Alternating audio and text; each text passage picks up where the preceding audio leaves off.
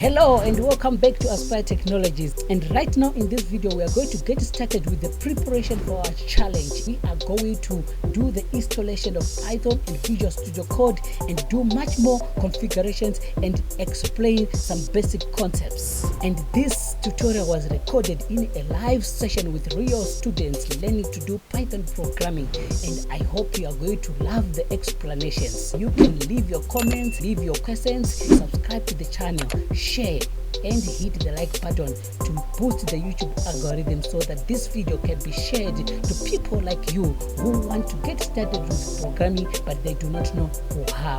Let's get into the tutorial. That being said, for you to get started with this program, you can just go to a website called python.org for now. For this first website that says welcome to python.org, are you able to see? And while you are at downloads, you should choose Windows. What I want you to do for now, keep scrolling until you are able to come here.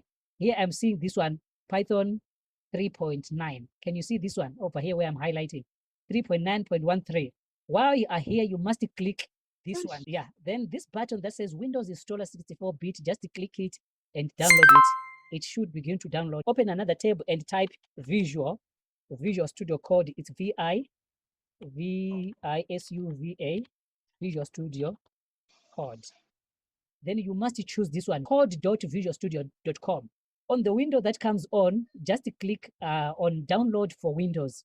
If you are on another computer which is not Windows, it will tell you download for this computer. So you just click download over here and it should begin to download Visual Studio Code. Are we together?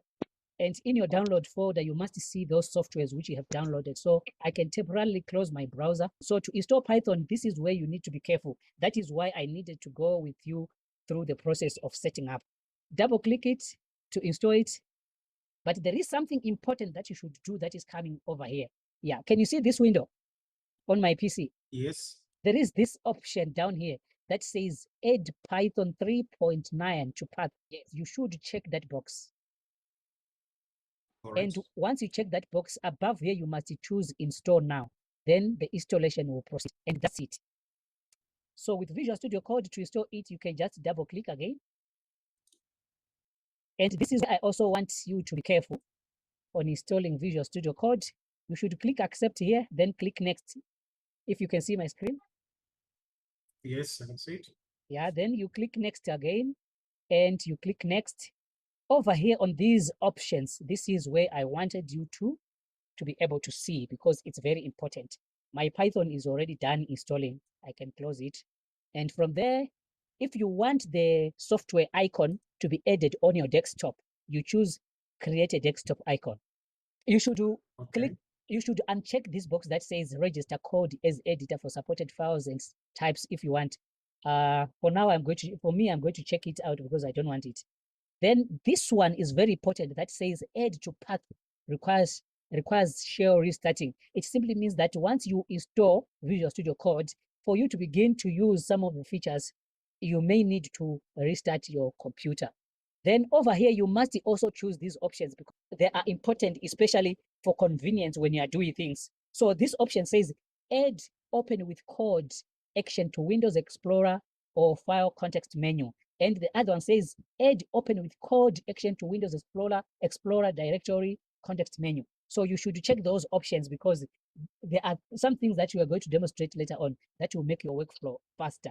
Once you have those options in place, go ahead and click next and click install.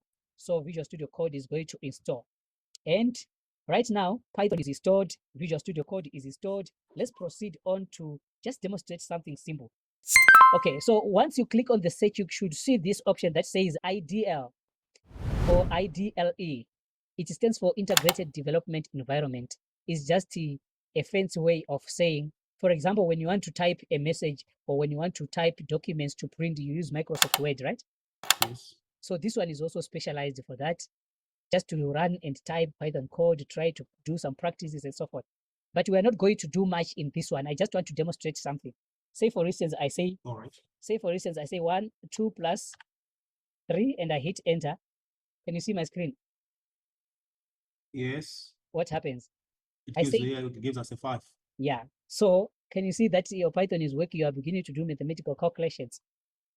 Then the other thing, All right. if I say print, I can type print, then I put the bracket and I say hello, honest. And I can close the colon and I close the bracket and I hit enter. Can you see it's saying hello, honest? The first line that was ever printed since programming started is this statement that says hello world. So that is why even today, everybody who learns to code, there is a kind of like a traditional or a ceremonial way of remembering, of typing hello world to the console. Then that is what they did with the first programming language. And during that time, I think it was Fortran. So that's it. You can just open that and experiment with Python, do what I did over here later. So I can close this one because we want to go to Visual Studio Code. We want to do certain configurations with Visual Studio Code right now. Let me create a folder. I want to close my Visual Studio Code. Then I create a folder and I demonstrate something. Now let me come inside this folder and just create a new folder. I can call it challenge.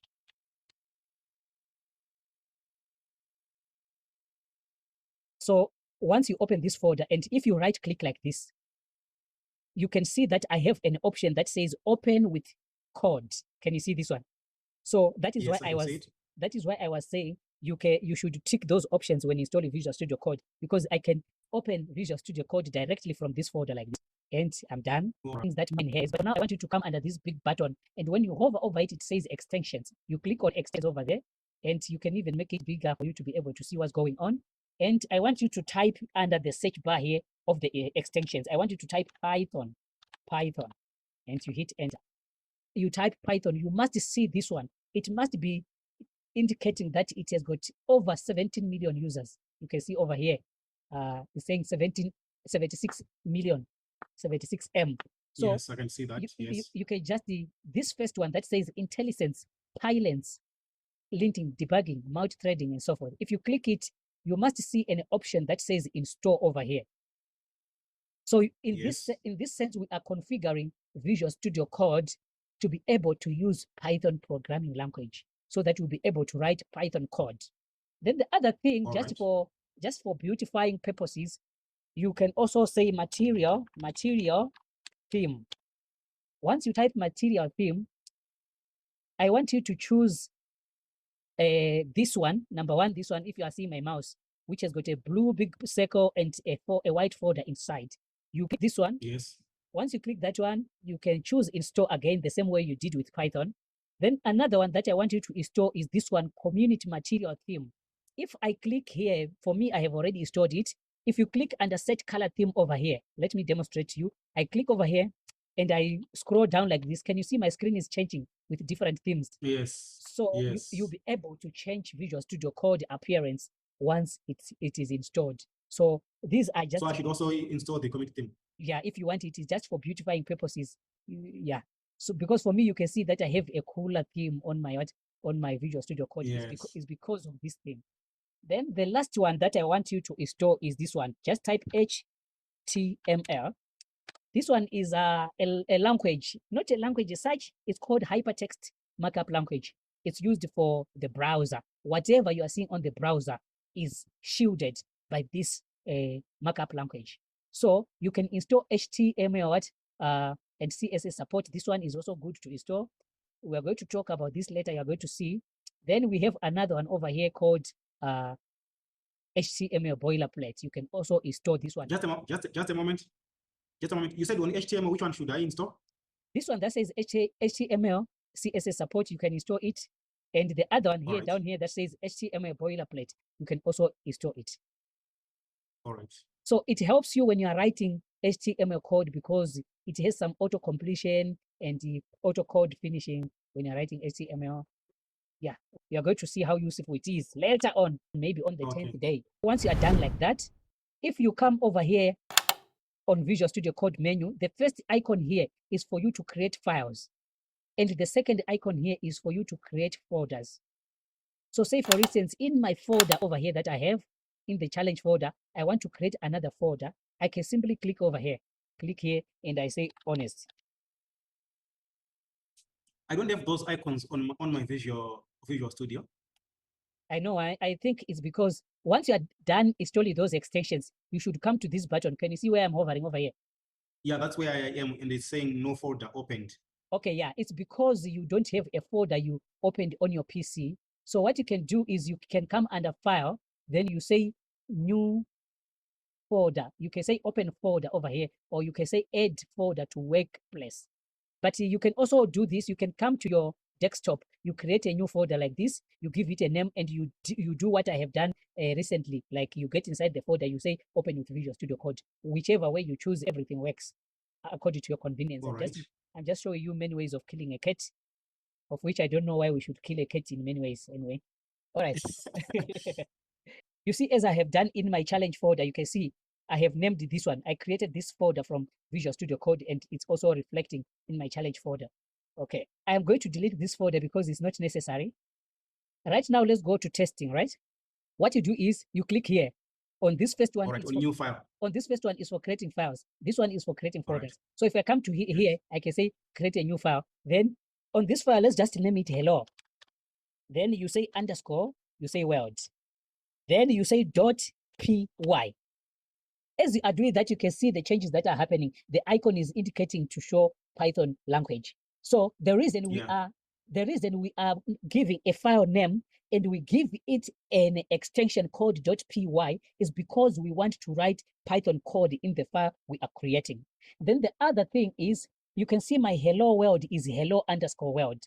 This is a conventional way that is seen to be smart in programming, especially in Python, that whenever you are naming your files, you must use underscores because Python uses underscores a lot.